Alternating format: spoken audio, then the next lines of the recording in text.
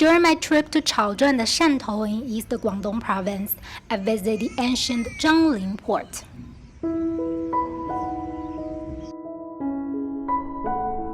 Millions of Chaoshan people migrated to Thailand during the 18th to 19th century from this port. It's where the close relationship between Chaozhou and Thailand started. While looking at the satellite map of this area, I discovered several round structures not far away from the ancient port. Having visited various types of Tulous during the past year, I had the instinct that those were Tulou, a type of earthen house in China. I decided to take a look.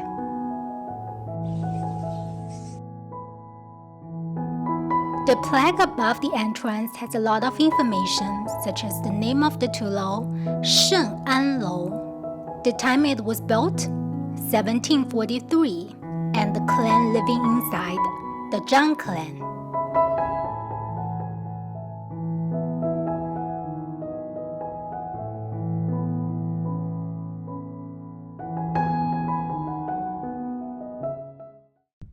Hello, I'm Yan Yan. I'm in Shantou. It's part of the region that is known as the Chaoshan region in China. And as you can see, I'm in a Tulou. Surprise, there are also Tulous in the Chaoshan region. One of the icons of Chaoshan-Style houses is the gable, and they can also be spotted in this Tulou. Today, I'll take you to several Chaoshan Tulous, and let's see how they're different from the Hakka Tulous. Before I show you the Tulou, let's review the features of Chaoshan-style houses I have demonstrated in an earlier video. Number 1. Chaoshan-style houses have 5 types of gables, representing the 5 basic elements in traditional Chinese culture, respectively. Number 2. There are 2 basic quadrangle units in Chaoshan-style houses. The front gable unit, which has 2 gables in the front, and side gable unit that has gables all on the side. Chaoshan houses basically consist of these 2 types of units or the variations of them.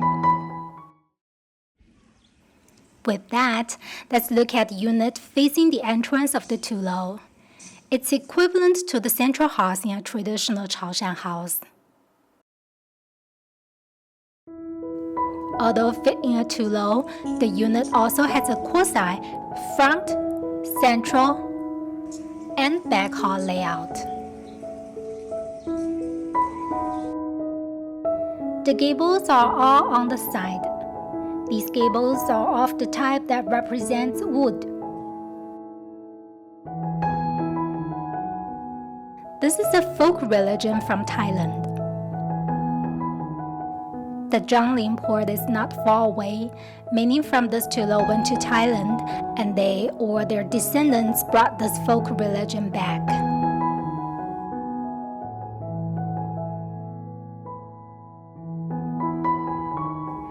The quasi-courtyard is shrunk, and the fish tank is placed in the space.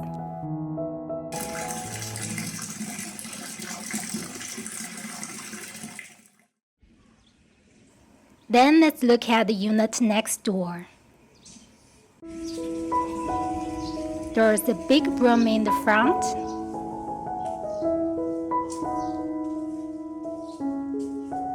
and 2 narrow ones at back.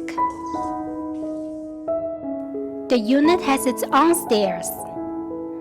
This Tulou is different from the Hakka Tulous in my previous videos, where residents share public stairs.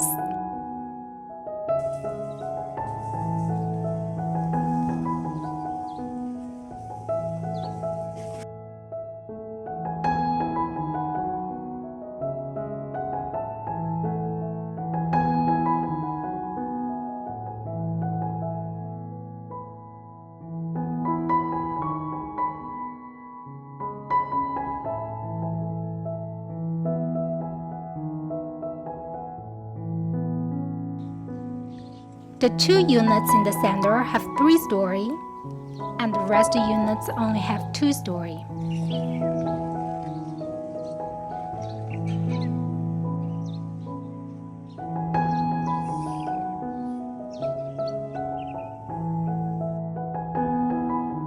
Some of the units have been modified. The sloping roofs have been converted into flat roofs to have two patios.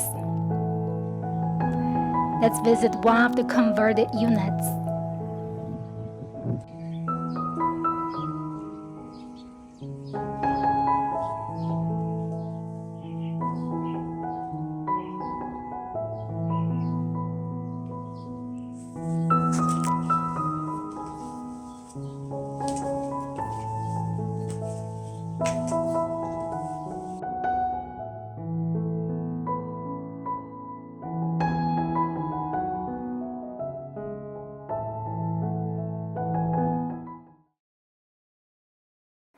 Now let's go to the next Tulou. On the side of the road, I discovered a boundary marker established by the State Department in 1997. This side is Shantou, and the other side is Chaozhou. That's why the region is called the Chaoshan region. Behind this pond is the second Tulou we'll visit today.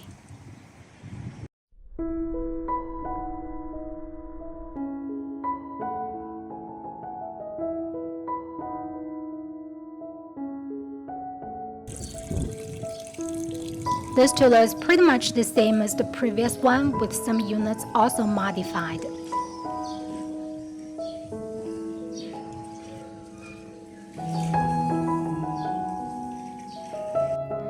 There is another circle of rooms outside this Tulou.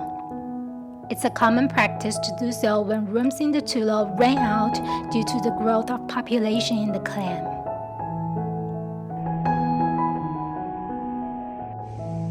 The gable of this outer circle reminds us this is a Chaoshan-Style Tulou, and this is the type that represents gold.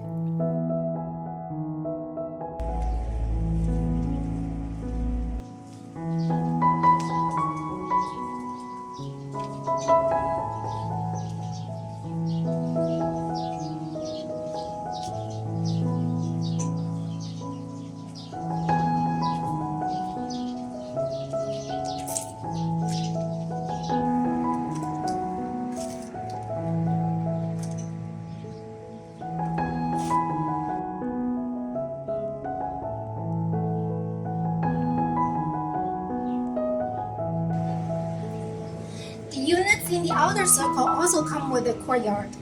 Chaoshan people really like courtyards. The reason for me to say that was during my visit to traditional Chaoshan houses, I discovered the big houses are always consisted of independent units with courtyard.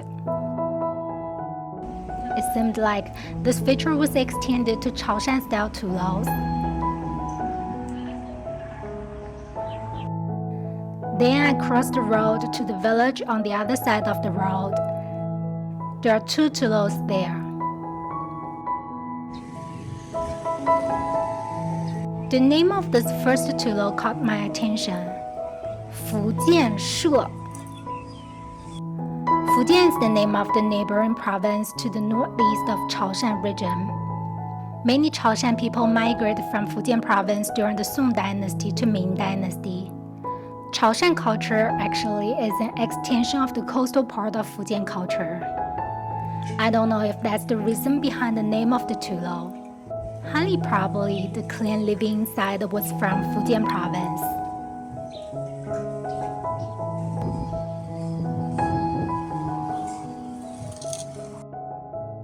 Then I proceeded to the other Tulou in the village.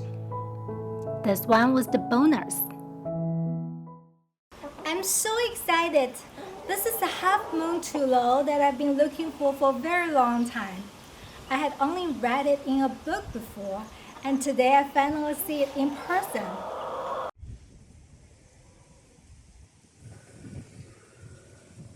Unfortunately, this Tulou has been severely damaged and is almost abandoned.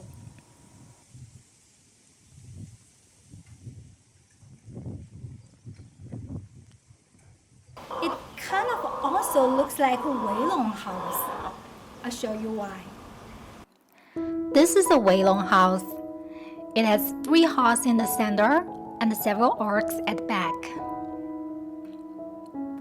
This half-moon Tulou does not have the central house in the center, but the shape is very similar to the Weilong house.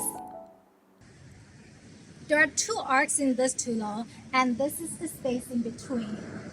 If we enter from here, it really feels like a Weilong house. There's also a gentle slope here. I'll show you.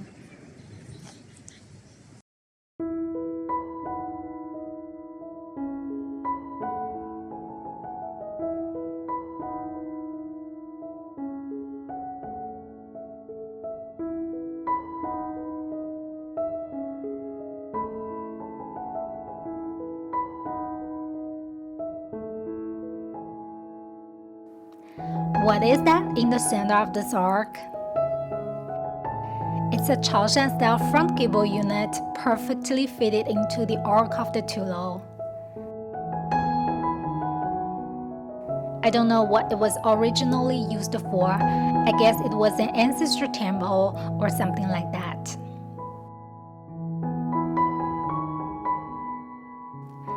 The discovery of these Chaoshan Tulous extended my Tulou map south.